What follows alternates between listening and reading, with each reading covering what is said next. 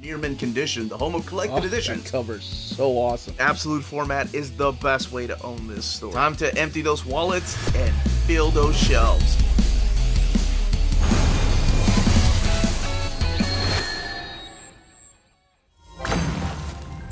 How's it going, all you minties? Uncanny Omar here from Near Mint Condition, the home of collected editions. And welcome to your advanced look at the Wonder Man, the Early Years Omnibus from Marvel Comics. So let's go ahead and get started.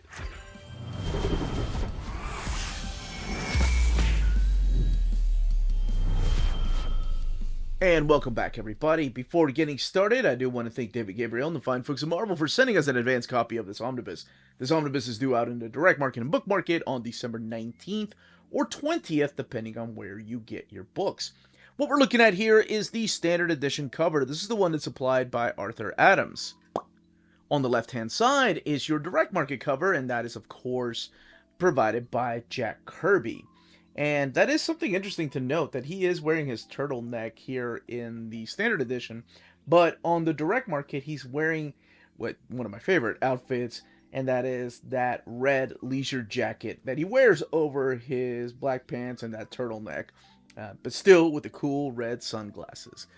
But everything else underneath the dust jacket is the same. So let's shift the focus back to this. So here we have this amazing cover. This is from the Avengers Classic by Arthur Adams, and not just showcasing Wonder Man in his original outfit, but also some of the classic Avengers there, the early years, and Marvel and him running in front of the Wonder Man logo. The Marvel Omnibus here with Wonder Man, the early years, and of course that picture of Simon down there. And then the back of the book, featuring different scenes from all over the years. And the Marvel logo, rated T, what's collected in here, a little bit about who the character is. Hollywood's ultimate action hero. Yes, but not at first. Not at first, of course. And then the retail price being $125. There's his best bud, the Beast. Now, underneath the dust jacket, I love that. Oh, and we'll get to that here in a second. But the flaps right here, Wonder Man. Oh, these are film reels. And this is really cool right here. Within the movie reel, it's like your credits right here. Very cool. And a little blurb about Wonder Man. But this is really freaking cool. That is the Wonder Man logo ever since his first appearance. And even in his modern outfits, he wears that just in case you forget who he is. But it's on the wraparound art on board. Very nice touch. Alright, we're going to open this up, talk about what's collected in here, where you might have seen some of these stories collected before, and check out what this artwork looks like, and then of course the build of the book.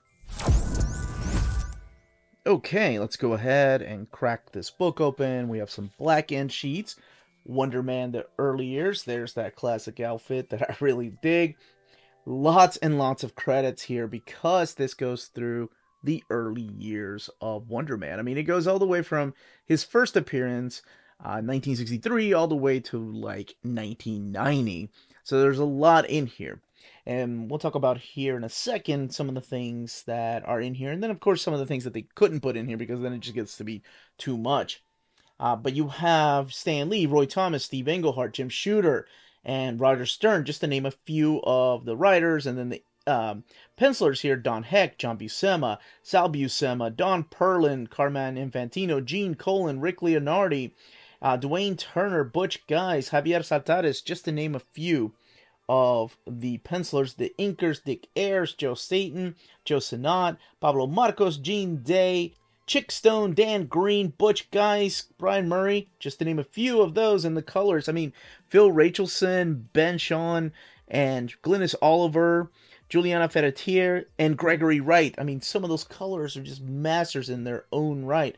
And then the lettering here, you have Art Simic, all the way to Dennis Wool, and then Bill Oakley, and your editors at the time, and your assistant editors, and then a little bit of the people behind the scenes that put the book together. And then inside of this box right here, it states that this previously published content includes negative depictions and or mistreatment of people or cultures. Rather than remove the content, we want to acknowledge its impact, learn from it, and spark conversation to create a more inclusive future together. Now, to me, great. Yeah, put that on there, leave everything intact. That's the way that I've always appreciated collections like this. So here's your table of contents and where you're going to find each of these particular issues. And you kick it off with the first appearance of Wonder Man, and that is Avengers number 9. So collected in here is Avengers 9, 52, 131, and 132. 151 to 153, 157 to 160. This is a lot. 164 to 166, 181, 192 to 194, 197, 203, 207 to 208, 211, and 239. Then we also have Giant Size Avengers number 3, Marvel Team Up 78 and 136, Marvel Premiere 55, which is his first solo story. Marvel 2-in-1 number 78, Vision and Scarlet Witch number 3, that's from the miniseries, because a couple of years later we also had the Vision and Scarlet Witch maxi series, number 2 from that series is in here. West Coast Avengers number 2 from the mini, and then the ongoing series 1 and 2 and 25, Avengers West Coast, when the title was officially changed from West Coast to Avengers West Coast, 66 through 68. Wonder Man, the one-shot from 1986, and the materials from Avengers number 201. Annual 6, Solo Avengers 13, Marvel Comics Presents 38 through 45. Just the Wonder Man stories, of course. Avengers Spotlight 28, and Marvel Superheroes number 4, as well as Avengers West Coast 65, and then the Avengers Classic number 9. 1,064 pages. Woo! All right. So, Wonder Man, who is this character? Who is Simon Williams? And what did I mean that he didn't start off as a Hollywood hero? No, not at all. As a matter of fact, he started off as a villain. In the pages of Avengers number 9, we are introduced to Simon Williams, or somebody has paid his bond, and that somebody, of course, is the Masters of Evil, all led by Baron Zemo here. The Enchantress and the Executioner go and pay his bond, and he gets out. Now, he was put in there, and because of circumstances, he blames Tony Stark and Stark Industries for putting him in that predicament to begin with. So he swears a revenge to Tony Stark, and then of course that leads into the Iron Man and the Avengers. So Baron Zemo takes this opportunity to just power him up and make him a master of Ion, if you will, an Ion-powered being with superhuman strength and abilities. So what he decides to do, Baron Zemo that is tell Simon Williams, hey, go and infiltrate the Avengers, pretend to be a hero, and then betray them, and then we will put an end to them. And he does something unique. He's like, now, because I gave you all these powers, you know that there's a poison that runs through your blood. And you know that if I don't give you the serum, and I'm the only one that can give you the periodic doses of serum, you will die. You will be destroyed by the poison that is living inside of you, that is also giving you this power. So, of course, Wonder Man has to destroy the Avengers.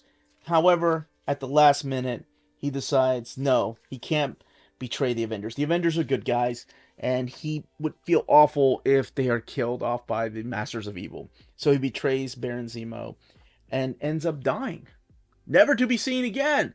And here's Iron Man with this amazing quote right here. He was a strange mixture of good and evil. If only we could have had more time. With all our power, can't we save him? Sometimes, my friend, even power is not enough, as I well know. And we never see Simon Williams again. He dies at the hands of Baron Zemo and his poison. Now, some things were in the works, though. And I'm just going to take the time, even though this book does a lot of double dipping, triple dipping, to say that I just love comics. I love them because, you know, there was no inclination here by Stan Lee or Don Heck to ever bring Wonder Man back. It was kind of a little bit of a joke to Wonder Woman, and then the Distinguished Competition got upset. And then there's this whole interesting argument about that Stan Lee has been quoted, especially in interviews, talking about how, hey, wait a minute, they took Power Man and made her an Empower Woman, and I didn't get upset. Anyway, you can watch interviews or read about it online. But they had no idea that eventually Roy Thomas and John Buscema would bring him back. And that doesn't happen until a little bit later. First, we get the appearance of the Grim Reaper, which is Simon's brother, who, in a little bit of a retcon way, kind of had a little bit to do with him going to prison, but that doesn't happen until later. So the Grim Reaper appears here, and then we jump all the way to issue 131. This is when the Legion of the Unliving come back. So Kang pulls these people that are Avengers villains from different timelines, and Wonder Man happens to be one of them, and it's a big 3-part event that goes all the way into the giant size issues. Now, something that's not collected in here that I find really interesting is issue number, I want to say it's right before the first appearance of the Grim Reaper. No, wait, it's actually after, yeah, because Grim Reaper is 52. But in issue 58, so right around the Vision storyline, they start talking about how they had electronically saved Wonder Man's mind into a computer. Now, that's something very important, and that all has to do with Vision, because this is where it gets really interesting. Because it's a little bit of a retcon. Like I said, this is why I love comics. Like, one creative team had no idea the other creative team was going to be doing this years later and bringing them back. Then we have like the Steve Englehart era. We got the Jerry Conway era. And eventually, I think these writers, what ends up happening is they start kind of really liking these characters that they're writing. So in Jerry Conway's story, much like, well, it's a little bit different. He's not pulled from a time zone. He's actually brought back as a zombie by the Black Talon in this issue of Avengers 152. And still not alive, right? Like, his mind is put on a computer, his body's brought back as a zombie by the Black Talon, and then eventually the Living Laser brings him back. And the Living Laser finally in this annual right here kind of gives him the ability to come back, and he's back for good. Like, he's back, and he's got his memories back. He doesn't quite know what the connection is between him and Vision, but there's definitely something there. And as you're reading through here, you start to see a little bit of that development of a love triangle between Wonder Man and Scarlet Witch and Vision. And it's interesting, like, when you see the thought bubbles when Wonder Man is fighting the Vision, he's like, wait, this really feels a lot like I'm fighting myself. What the hell is going on? Issue 160 is when he officially joins the Avengers. He's here for good. It's also the return of the Grim Reaper, his brother. And again, a little bit of a retcon there, showcasing exactly what role he played. And honestly, showing how good of a guy Wonder Man is. We don't get his first appearance of his, I think it's probably regarded as the most hated costume of Wonder Man. I think it was in 161. It's the one that was designed by the Beast. But now we start seeing Wonder Man become friends with the Beast. Now, the whole thing between him and Vision, just kind of quick how they're related, is that when the Avengers saved that memory, or that brain pattern, I guess that was recorded by the Avengers, Ultron, who was, of course, the evil robot, the creation of Hank Pym, steals the brain patterns that were recorded by the Avengers and uses it as a template for the Vision. So the Vision's body comes from the original Human Torch, and this is the Marvel team-up right here, the story with Spider-Man. This is by Bill Kunkel and Don Perlin, and it's the fight against the Griffin. Now, it's one of the 2 times that he appeared on the Marvel team-up book. So the Vision's body, it's got a connection to the original Human Torch, the android Human Torch, but his brain patterns, his essence almost, comes from Simon Williams, Wonder Man. So this is from issue 181. This is where they pick who the new Avengers are going to be, by Guy Ritchie right there. And we are jumping through here, but you're learning more and more about the connections between Simon Williams and the Vision, and why the Vision is in love with Wanda to begin with. Because if they're saving the brain patterns and they're saving the essence, and really the Vision is more Simon Williams than Simon Williams himself, then technically Simon Williams is in love with Wanda. So what happens when you take out the Vision from the equation? And that creates a big love triangle. The return of Red Ronin, and one of my favorite things about this, see Godzilla number 14. You will be seeing it sometime in 2024 in omnibus format, with Red Ronin making his first appearance there. I love just going back and reading these stories and seeing the different connections. This is, of course, the building of the friendship more and more between Simon Williams and that of the Beast. So by now we're seeing some Bob Budiansky plots right here with the legendary Gene Colan on art. But this is the era when Simon Williams starts taking an interest in Hollywood. He starts getting like little minor roles before actually moving to Hollywood. In issue 211, we start seeing him just becoming more and more of a movie star. He works a little bit as a stuntman, but eventually he does become a movie star. There's even a fake poster through here. This is the Marvel 2-in-1 with the Thing. And, of course, Wonder Man duking it out. And, yes, this one right here. This is the one that's drawn by Gene Colan. I think it's David Michelinie that writes it. But this solidifies that now Simon Williams wants to be a movie star. And it all happens in this issue.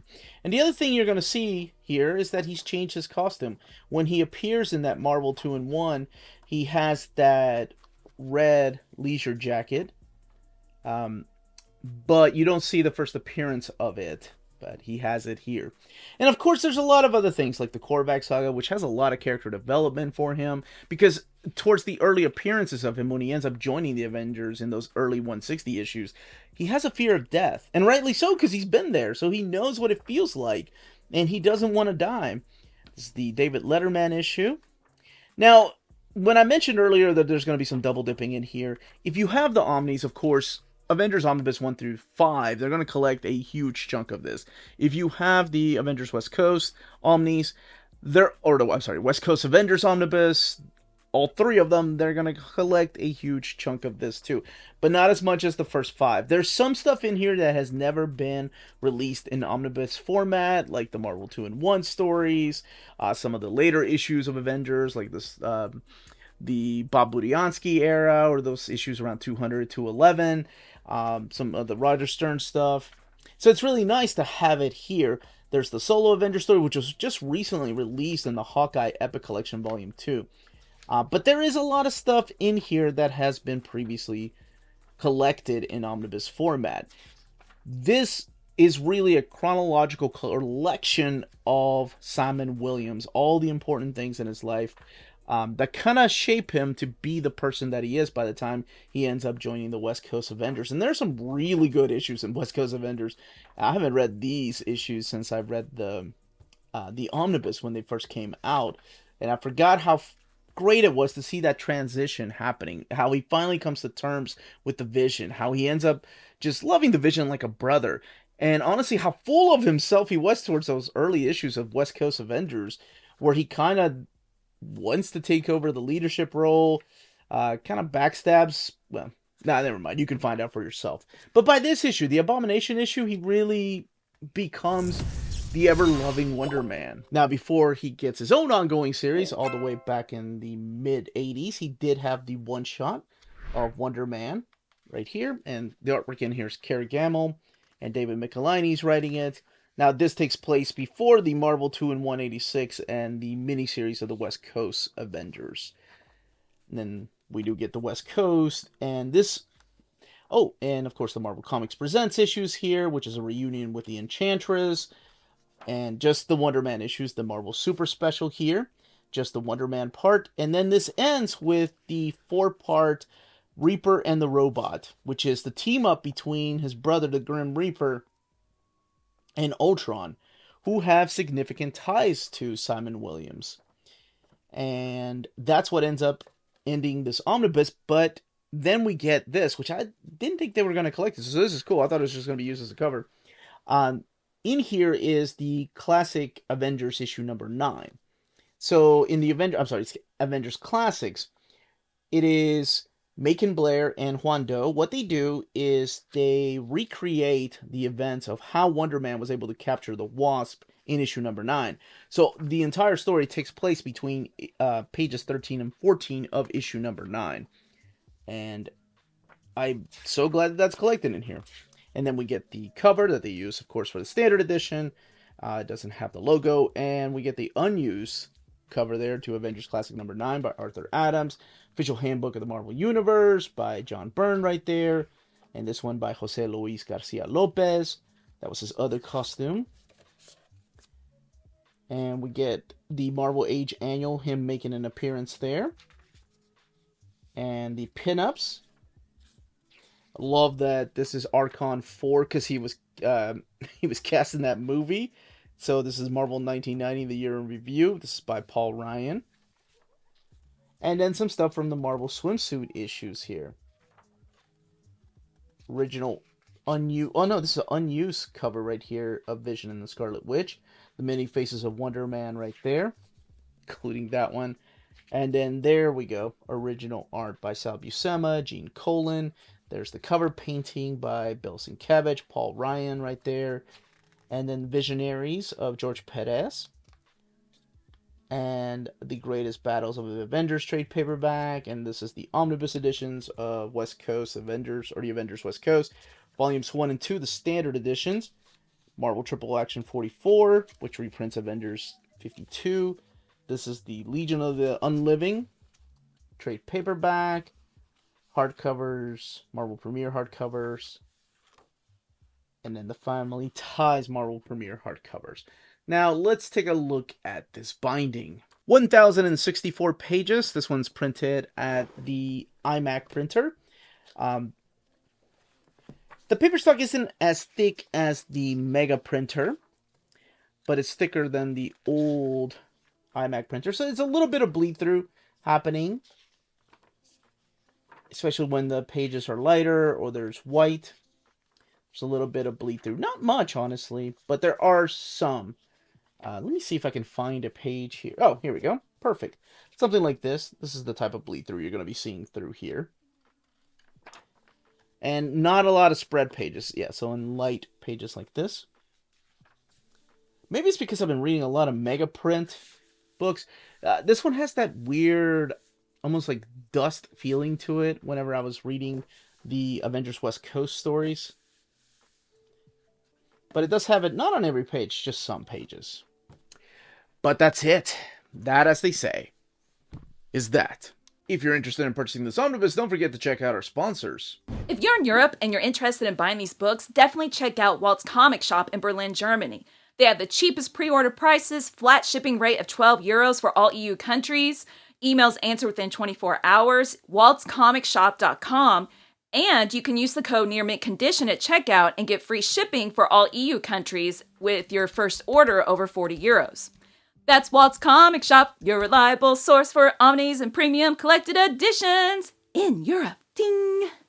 CheapGraphicNovels.com, your online home for graphic novels and collected editions up to 50% off cover price. They have excellent shipping and prompt and helpful service. Check out their bargain deals for up to 90% off cover price. And don't forget that CGN also takes pre-orders. That way you don't miss out on the hottest releases. And they are currently running a special promotion for you Minties. If you're a first-time customer, after receiving your order confirmation email, reply back to that email and let them know Near Mint Condition sent you their way. They will then apply a free shipping promotional credit to your next order in the US. Cheap Graphic Novels, your source for the hottest books with the kind of deep discount, quality shipping, and customer service that will keep you coming back for more. And that was the content, the page count, and build of this book.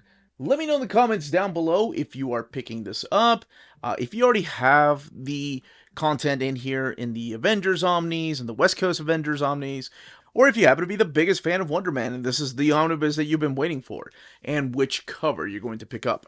If you have any questions, leave them down below. And if you want to see a modern era of Wonder Man collected, or maybe his ongoing series.